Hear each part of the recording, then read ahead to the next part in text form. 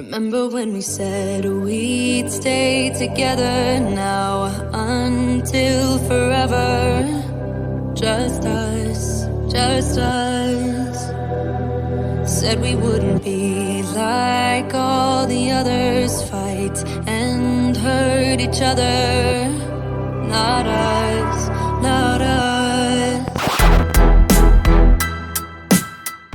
Hey there, chatters. I'm Nat.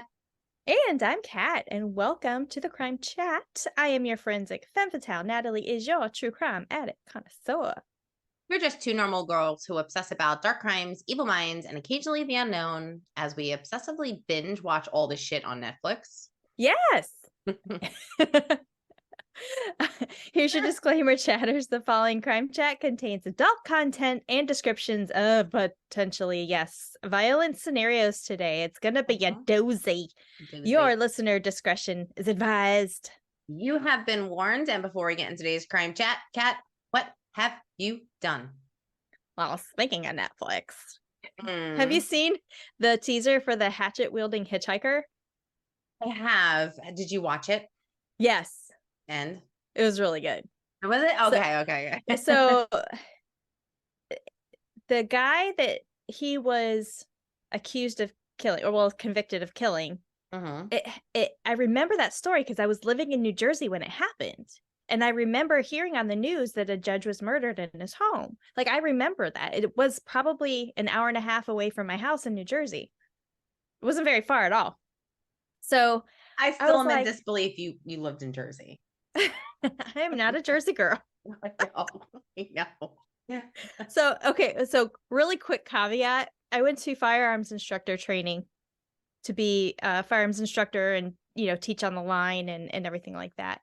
And we were talking about hand grips on the pistols, like on the guns and stuff, and how different hand sizes and have different effects on the trigger pull and that kind of thing.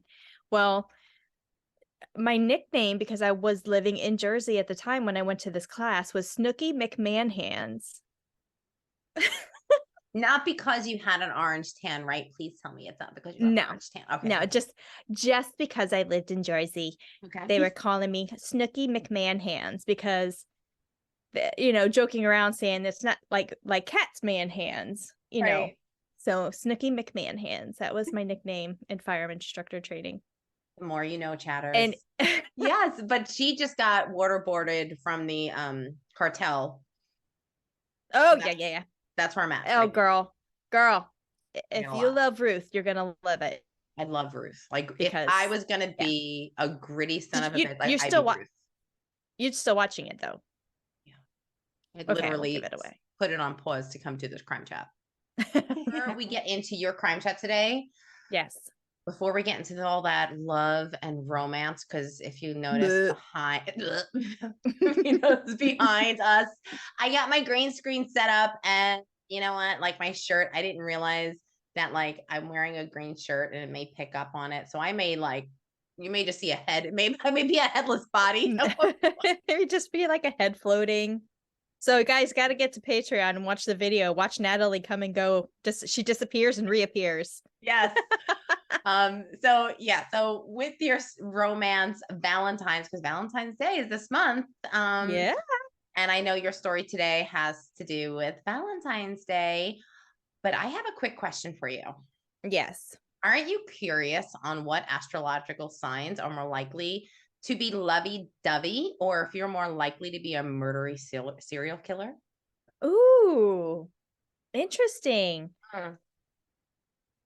What sign are you? I'm a Libra. I'm a balancer. Are you sure? I guess we're gonna find out. Well, I'm a Gemini. You never know what you're gonna get, girl. I'm like a box of chocolates. You never know. Yeah. And also, he's also a fireman, so he's also like fighting another sign as a water bearer.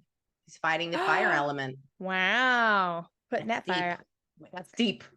He tries to put my fire out. Oh, girl. So, question, Kat. Yes. How often do these signs become serial killers? Aquarius and Pisces. Well, from the look on your face, I'm going to guess that it's quite... Yes, from a headless body. leads into your story a little bit, a little fun facts about Yeah. Valentine's Day, because I know you're going to get into the gore now. Yeah, that's super cute. I didn't know well, I mean, I kind of knew that was Aquarius, obviously. So last year's episode for Valentine's Day, we did the St. Valentine's Day Massacre, right? And I talked about 3 cases leading up into it, just some other murderers that have happened on Valentine's. And this is one of the cases that I mentioned last year. So go back to last year's episode, the St. Valentine's Day Massacre, and listen to that. And you'll get a little bit of a teaser kind of too of what we're going to talk about today. But because today I'm going to go ahead and bring you the deets about this brutal killing of a young couple over Valentine's Day in Durham, North Carolina, which coincidentally is the same town that Michael Peterson case was in. The staircase guy, we talked about that one in our Name Crimes, our season premiere. Yes. Talked about the Michael Peterson case. Yeah. Also in Durham, North Carolina. Yeah. Just saying. Yeah.